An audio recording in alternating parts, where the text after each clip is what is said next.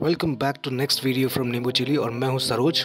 आइए और जानकारी लें खजुराहो टेम्पल्स के बारे में। अगर आपने पहला वीडियो नहीं देखा है तो ऊपर या फिर डिस्क्रिप्शन में दिए लिंक को क्लिक करें और देखना ना भूलें। अगर आप चैनल पर पहली बार आए हैं तो सब्सक्राइब और बेल आइकन प्रेस करना ना भूलें ताकि वीडियो अपलोड करते ही आपको नोटिफिकेशन आ जाए और आप कोई वीडियो मिस ना करें।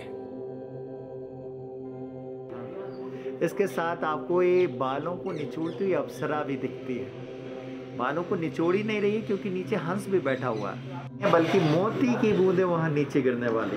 नीचे बैठा है कौन पे वाले में, यहाँ पर वहाँ पे। अच्छा, ये छोटा सा स्वान है, हंस है। उसको लग रहा है कि पानी की बूंदें नहीं हैं, मोती की बूंदें गिरने वाली हैं। यदि आपने कालिदास को पढ़ा हो, अभिज्ञान शाकुंतलम उनका बहुत फेमस प्ले है, कहते हो उसमें उसी तरीके से रिप्रेजेंटेशन देते हैं शाकुंतलम का, शाकुंतला का, कि वो नहा करके आती थी, उसके पीछे पीछे हंस आने लगते थे, क्योंकि हंसों को लगता था कि पानी की बूंदें जो बालों से गिर रही हैं वो पानी की बूंदें नहीं है बल्कि वो मोती की बूंदें। उसी का रिप्रेजेंटेशन आर्टिस्ट उस मूर्ति पर कर रहा है। सैंडस्टोन पे बनाया हुआ आप चीज़ें देख रहे हैं, ये सैंडस्टोन पन्ना से लाया गया।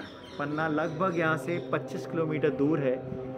अभी भी क्वेरीज हैं वहाँ पर, ये पत्थर वहीं से लाया गया। सेडिमेंट्री पत्थर होता है, कार्विंग आसान होती है ग्रेनाइट के कंपैरिजन।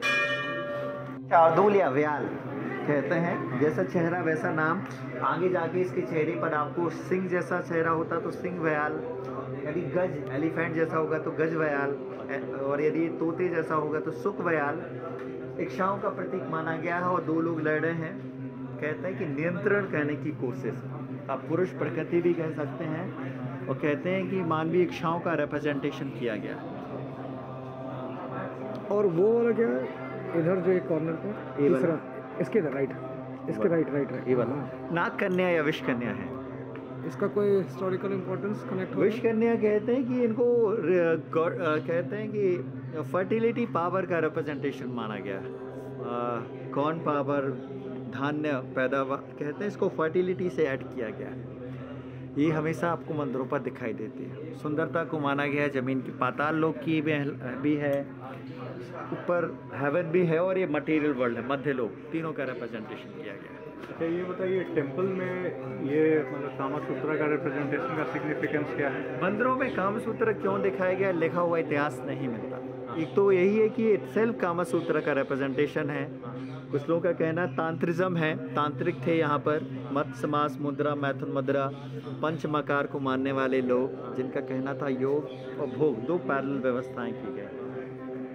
और इसके अलावा आगे ये भी कहते हैं कि शायद उस टाइम पीरियड पे तपस्वी जीवन के प्रति लोगों का आकर्षण बढ़ रहा था, तो लोगों को वापस लाने के लिए शायद ऐसे मंदिरों की ज़रूरत पड़ी। इसके अलावा खजुराहो के मंदिर ये भी शो कर रहे हैं कि ये धर्म अर्थ काम मोक्ष का दर्शन है। धर्म भी है, अर्थ भी है, काम का रिप्रेजेंटेशन भी किया गया है। और जैसे जैसे हम आगे बढ़ते हैं, एलिफेंट पैनल हमारे साथ साथ चलता है। चंदेलों की इस्टेब्लिशमेंट का शो रिप्रेजेंटेशन है, आपको एलिफेंट लेफ्ट एंड राइट पे उनके साथ साथ मिलते हैं। ये छोटी छोटी मूर्तियाँ आपको इमोशंस दिखाती, सेंटिमेंट्स दिखाती। इन मंदिरों की विशेषता है मूर्तियों की, महिलाओं को एज अ पैसिव पार्टनर नहीं देखा है, they are actively taking part in this thing. Even आप इस महिला को भी देखेंगे, she is doing the same thing. बाजू में आदमी खड़ा है, वो शो कर रहा है, कुछ नहीं दिख रहा, बट उंगलियों के बीच में जगह छूटी हुई। एक बार उस पे मिरर डालिए थोड़ा। वो छूटी हुई जगह से वो देख रहा है कि वहाँ पर हो क्या रहा है। एक बार इस पे मिरर डालिए। दो छोटे पैनल हमारे साथ चल रहे हैं। शिवलिंग को वर्शिप करना बहुत कॉमन है, इसलिए ये दिख रहा है आपको, शिवलिंग को वर्शिप करते लोग। और जैसे हम आगे जा रहे हैं, ये चीज़ें हमारे सामने आ रही हैं। इसके बारे में कहते हैं कि मूर्तियाँ यहाँ पर इसलिए भी हो सकती हैं कि ये यंग सोल्जर्स हैं, या तो ये युद्ध करने के लिए जा रहे हैं या ये युद्ध करके लौट रहे हैं। महिलाओं को लेके जाना अलाउड नहीं था सैनिकों, तो कहते हैं यदि युद्ध करने के लिए जा रहे हैं तो कोई नहीं जानता कितना लंबा समय युद्ध खिंचेगा, तो एक रात घर छोड़ने पहले का दृश्य हो सकता है। और यदि टायर्ड सोल्जर हैं, युद्ध से लौटे हैं, इन चीज़ों से दूर थे, तो कहते हैं इस तरीके से आर्टिस्ट इनको रेजुवेनेट करते हुए दिखाई दे रहा है। कहते हैं बायोलॉजिकल नीड है, जैविक आवश्यकता है, ह्यूमन रेस कंटिन्यू होगी कैसे, इन चीज़ों को आप डिनाई नहीं कर सकते। प्लस मंदिरों की आउटर वॉल पर दिखाया गया, इसका मतलब है ये टैबू नहीं थी। आज की सोसाइटी बहुत अलग हो गई है। आज के समाज में, आज के दौर में यदि आप कोई पब्लिकेशन में किताबें ढूंढने जाते हैं तो भारतीय पब्लिकेशन नहीं मिलता आपको, फॉरेन पब्लिकेशन मिलता, फॉरेन राइटर्स ने इस इंटीमेसी पे किताबें लिखते हैं। बट इमेजिन करिए 10वीं शताब्दी का भारत आपको क्या ऑफर कर रहा है, क्योंकि भगवान विष्णु का मंदिर है जिसमें भगवान विष्णु के अलग अलग अवतार मिलते हैं। वराह, मैं अभी आपको पूरा वराह दिखाऊंगा, संपूर्ण वराह, बट ये नर वराह है क्योंकि लोअर पार्ट मनुष्य का है, केवल चेहरा वराह का है। और हाथों के ऊपर कौन बैठा है? भूदेवी। इनको बाहर निकालने के लिए भगवान विष्णु ने अवतार लिया था। भगवान विष्णु पाताल के अंदर गए थे, वराह के अवतार। इस नीचे आपको ये दो नाग पुरुष भी दिखते हैं, अच्छा, हाथ जोड़े हैं और उनको प्लेटफॉर्म दे रहे हैं, क्योंकि पाताल यानी कीचड़ से भरी हुई जगह, पैर कहाँ रखते वो, तो उनको पैर रखने के लिए वो दो नाग पुरुष ने मिलकर प्लेटफॉर्म उनको दिया। खजुराहो में आपको वराह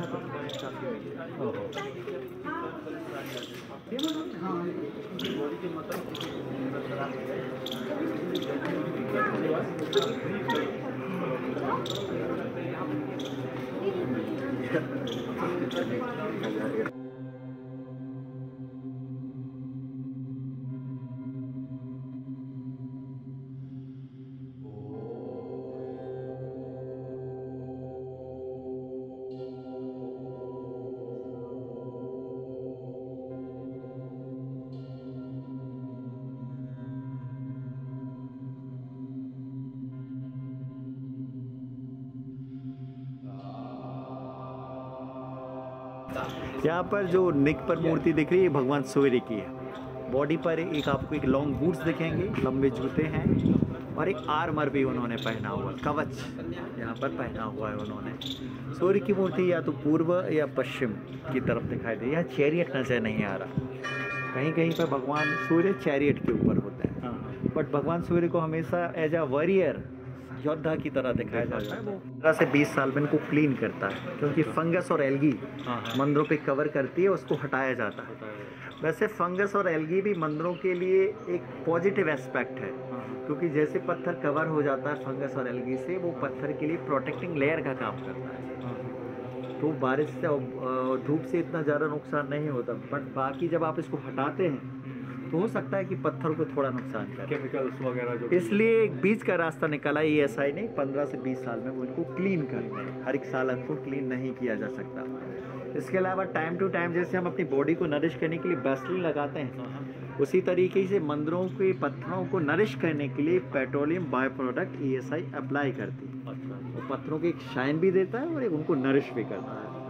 इमेजिन करिए आर्टिस्ट यहाँ पर शो कर रहे इस लेडी को नहाते हुए। अब नहाते हुई महिला को आप दिखाएंगे कैसे, कौन सा वाला कॉर्नर पे जो मिरर रिफ्लेक्शन। अच्छा, इस कहते हैं इस लेडी की जो साड़ी है, आर्टिस्ट ने उसको गीला दिखाया। देखिए गीली साड़ी बॉडी से स्टिक कर गई, चिपक गई है। साड़ी छोटी है, मिनी स्कर्ट नुमा है, और उसकी कमर पे बैक भी आपको पीछे की तरफ नेकलेस भी नजर आ रहा है।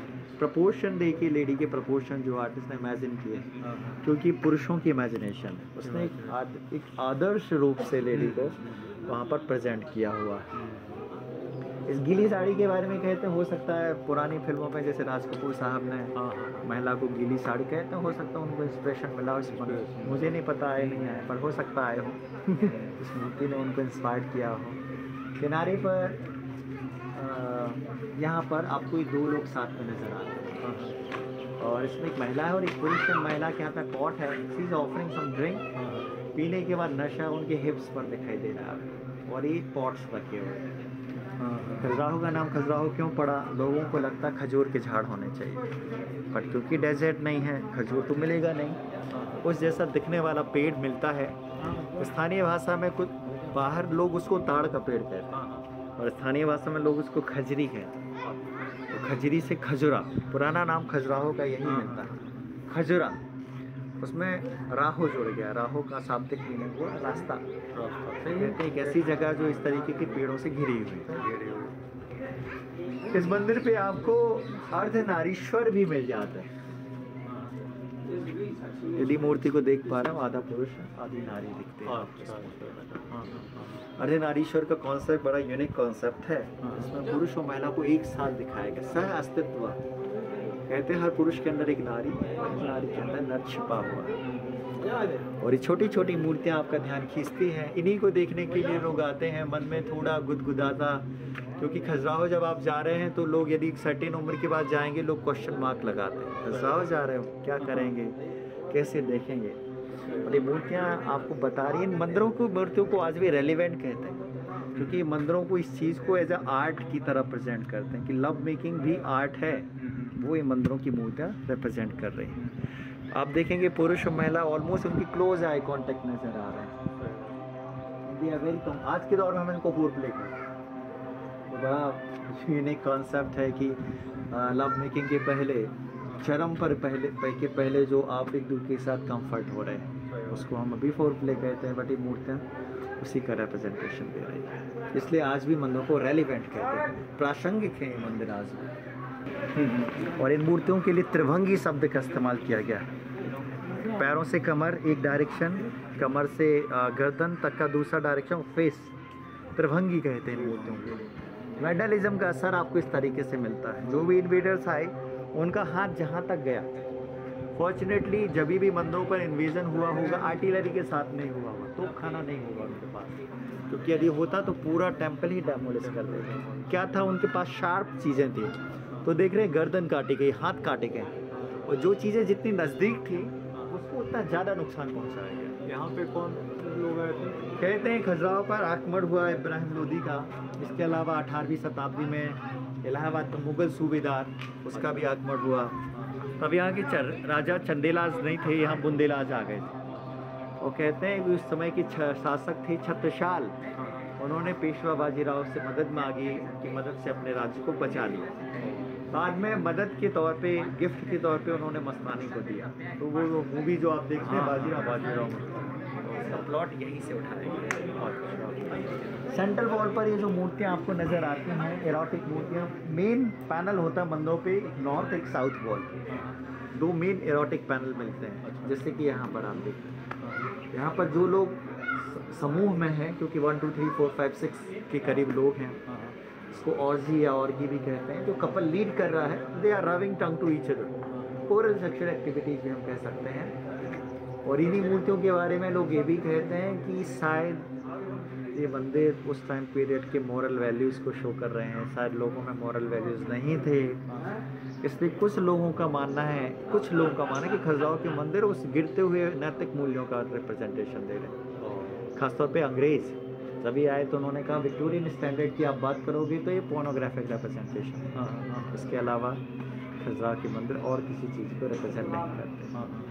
इस तरफ ये वाटर आउटलेट है, मंदिर में आप पानी ऑफर करेंगे तो यहाँ से बाहर आ जाए। खुले हुए मुंह के साथ आपको नज़र आ रहा है, उसका हाथ वहाँ पे थोड़ा टूटा हुआ। ड्रंकन कपल यहाँ पर भी दिखेगा। उस किनारे पर दो लोग साथ में खड़े हैं, लेडी के हाथ में पॉट है, झूमते हुए, क्योंकि ताड़ के पेड़ से ताड़ी मिलती है, उसी का इम्पैक्ट वहाँ पर आपको नज़र आ रहा है।